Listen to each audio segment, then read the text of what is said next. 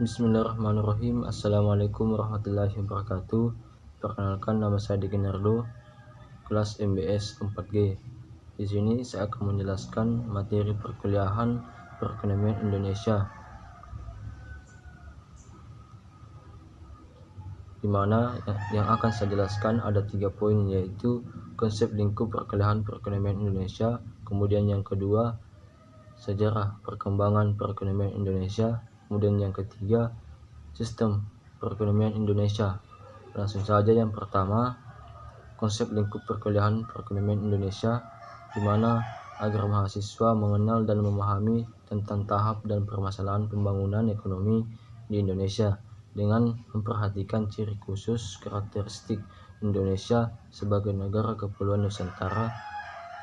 Pembahasan menyangkut masalah akumulasi, alokasi, demografi, dan distribusi, lalu dilanjutkan dengan masalah strategi, peran, serta kebijakan dalam dan luar negeri. Baiklah, yang kedua, sejarah perkembangan perekonomian Indonesia. Sistem perekonomian Indonesia sudah ada atau dimulai sejak bangsa Indonesia masih berbentuk kerajaan, di mana pada masa itu masih dilakukan monopoli berdasarkan kekuasaan kerajaan. Namun sejalan mulainya penjajahan oleh bangsa Barat, maka sistem di Indonesia sedikit banyak mulai terpengaruhi. Perkembangan sistem ini dimulai dari zaman penjajahan Belanda, di mana sistem imperialisme diterapkan, sampai pada akhir masa penjajahan yang di mana sistem perekonomian masih digerakkan oleh bangsa penjajah. Setelah merdeka, bangsa Indonesia sudah berulang kali mengubah sistem yang dipakai dalam mengatur perekonomiannya, dari sistem liberal, kemudian komando komunisme, sampai memasuki Orde Baru.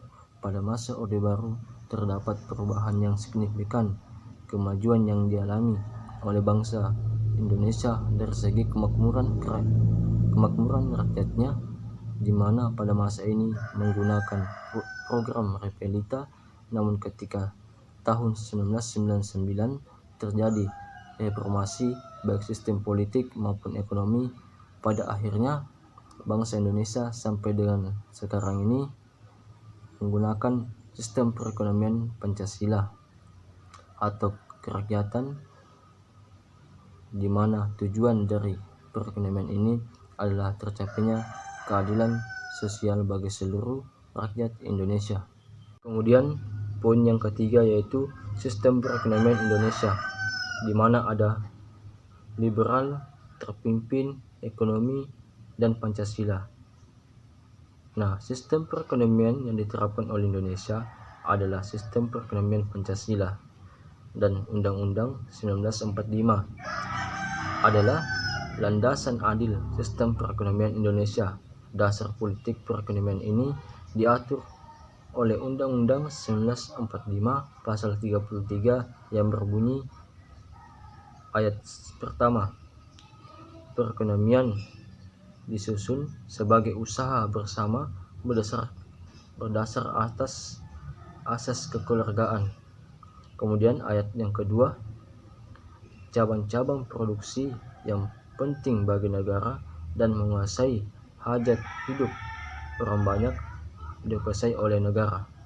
Kemudian ayat ketiga berbunyi, bumi, air, dan kekayaan alam yang terkandung di dalamnya dikuasai oleh negara yang digunakan untuk sebesar-besarnya kemakmuran rakyat Indonesia.